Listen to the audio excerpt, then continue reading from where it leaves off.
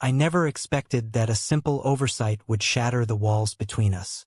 There I was, in our shared dorm room at UCLA, fresh out of the shower, towel forgotten on the hook, when the door swung open without a knock. Morris, my straight-as-an-arrow best friend since freshman orientation, froze in the doorway, his eyes widening as they locked onto my naked form, and in that split second, everything changed forever. Morris and I had been inseparable for 2 years. He was the classic all-American guy, tall, broad-shouldered, with that effortless charm that made everyone like him. Star of the soccer team, always dating some cheerleader type, and the kind of friend who'd drop everything to help you move or talk you through a breakup. Me? I was Alex, the quiet art major from a small town in Ohio, openly gay since high school, though I kept it low-key around campus to avoid drama. Morris knew, of course. He was the first person I told when we became roommates. He'd shrugged it off with a grin, saying, "Cool, man, doesn't change a thing." And it hadn't until that moment. He stammered something incoherent, his face turning beet red, and slammed the door shut.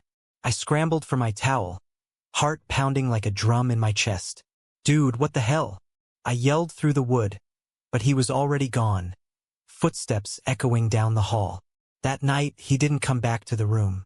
I lay awake, replaying the scene, a mix of embarrassment and something deeper stirring inside me. Had I seen a flicker of something in his eyes? No, that was wishful thinking. Morris was straight. I'd seen him with enough girls to know that. But why did this feel like the start of something unraveling? The next day, I cornered him at the campus cafe. He was nursing a coffee, avoiding my gaze. "About last night," I started, sliding into the seat across from him.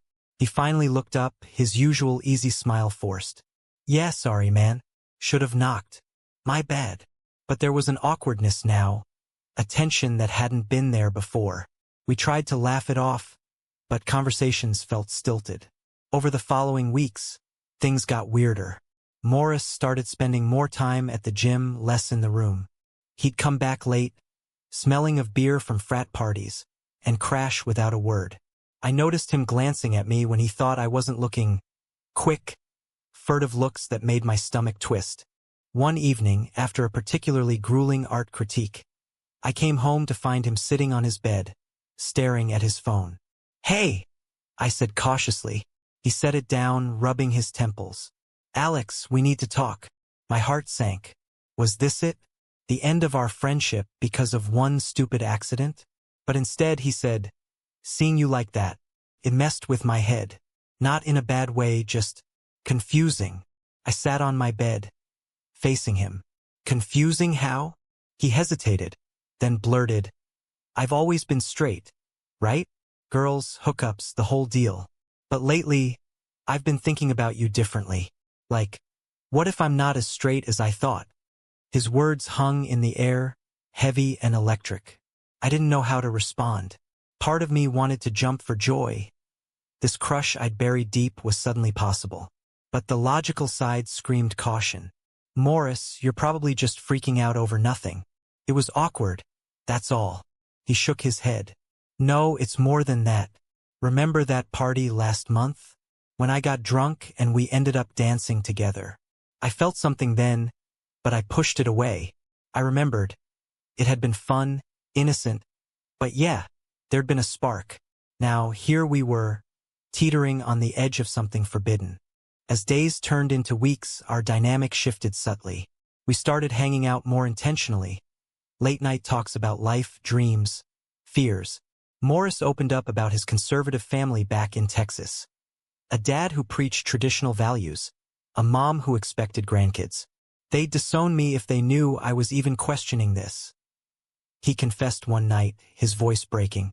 I shared my own stories, the bullying in high school, the relief of coming out, the loneliness that sometimes crept in. These conversations built a bridge, but also highlighted the chasms. Societal expectations, internal doubts, the risk of heartbreak. Then came the first real test. At a campus LGBTQ+ event I dragged him to, he met some of my friends.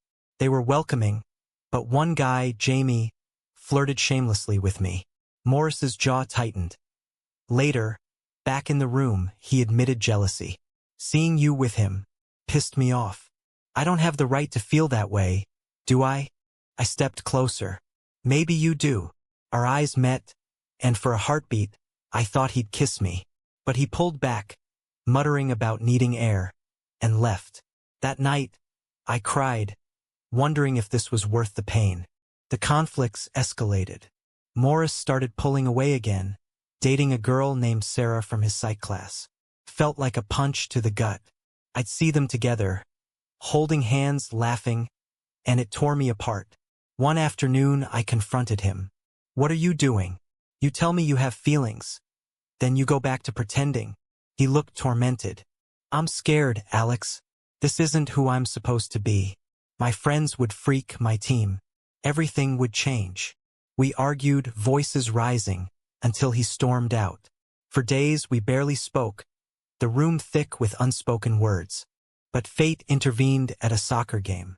Morris scored the winning goal, but in the celebration, he twisted his ankle badly. I rushed to the ER with him, holding his hand as they wrapped it. In the quiet of the waiting room, he whispered, I don't want to lose you. Tears welled in my eyes. Then don't push me away. That marked a turning point. He broke things off with Sarah, explaining he needed time to figure himself out. We took it slow, no labels, just exploring the connection. Yet, society's shadows loomed. Whispers started on campus. Morris hanging with that gay kid a lot. His teammates ribbed him endlessly, calling it brome and gone wrong. One night, after a particularly brutal practice where a guy made a homophobic joke, Morris came home fuming. They think I'm turning queer because of you. I flinched. And what do you think? He sighed, pulling me into a hug. I think I'm falling for you, and screw what they say. It was our first real embrace, charged with emotion but innocent, a promise of more. As winter break approached, the real storm brewed. Morris decided to come home with me instead of facing his family alone. My parents were supportive. Mom baked his favorite cookies. Dad grilled him about soccer. But when he called his folks, the conversation exploded. I overheard. What do you mean you're questioning? This is that roommate's influence. Get your head straight, son. He hung up, devastated. They want me to transfer schools. I held him as he broke down, our bond strengthening in the vulnerability. Back at campus, we navigated the minefield. A viral social media post from a teammate accused Morris of going gay, sparking debates in dorms and classes. Some supported us, others shunned. It forced Morris to confront his identity publicly. In a heated student union meeting on inclusivity, he stood up. Love isn't about labels. It's about who makes you feel alive. The room erupted, applause mixed with boos. That night, we shared our first kiss, tentative and sweet, in the privacy of our room. It wasn't about passion. It was about acceptance. But doubts lingered. Morris wavered, torn between his old life and this new path. One evening, after a family call where his dad cut him off financially, he lashed out. Maybe this was a mistake. I was fine before. My heart shattered. Before what? Before you saw me naked and realized you felt something real. We fought bitterly, accusations flying. Me calling him a coward, him saying I pressured him. He packed a bag and left for a friend's couch. The separation was agony. I threw myself into art, painting canvases of fractured hearts and hidden desires. Friends urged me to move on, but I couldn't. Morris texted sporadically, "Miss you. Sorry." Then, nothing. Weeks blurred into a haze of loneliness. At a gallery show, I displayed a piece inspired by him, an abstract of two figures merging in light and shadow. He showed up, unannounced, eyes red-rimmed. "I can't do this without you," he said. We talked for hours, unpacking fears, societal pressures, the weight of expectations. Reconciliation wasn't easy. We set boundaries, sought counseling from the campus LGBTQ center.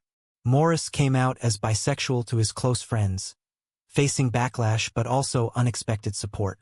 His team captain pulled him aside. "As long as you play hard, who cares?" Slowly, the conflicts eased, though not without scars. Family ties strained. His parents went silent, while mine welcomed him like a son. As spring bloomed, our relationship deepened. Picnics in the park, study sessions turning into deep conversations, stolen moments of affection. But the world wasn't kind. A protest on campus against anti-LGBTQ legislation turned ugly. Chants, signs, a scuffle where Morris got shoved defending a trans student. It highlighted the ongoing battles. Legal rights, social acceptance, personal safety. In quieter times, we reflected. That day you walked in, I said one night, curled up together. It was fate's way of forcing us to see the truth. He smiled. Or just bad timing. But I'm glad. We dreamed of the future, graduation, jobs, maybe a life together. Yet, uncertainties remained. Would his family ever accept? Could we weather more storms? The climax came at graduation. Morris's parents showed, stiff and formal. During the ceremony, he spotted me in the crowd, our eyes locking in silent support. Afterward, at the family dinner, tension peaked. His dad cornered him. This phase ends now. Come home. Get a real job. Find a nice girl. Morris stood tall. Dad, I love Alex. That's not a phase. It's my life. The argument escalated, voices raised, until his mom intervened. Give him time, dear. He's our son. It wasn't full acceptance, but a crack in the armor. We left campus hand in hand, ready for the real world. Jobs in LA, me at a design firm, him coaching youth soccer. Challenges persisted. Workplace discrimination whispers, friends drifting away. But our love grew resilient, forged in fire. Years later, looking back, that naked moment was the spark. It ignited questions of identity, love, society's chains. We built a life, advocating for change, sharing our story at Pride events. Is it truly possible for a straight-identified man to discover he's not entirely straight through a deep friendship with a gay man? Or is such a change always influenced by external pressures rather than genuine self-discovery?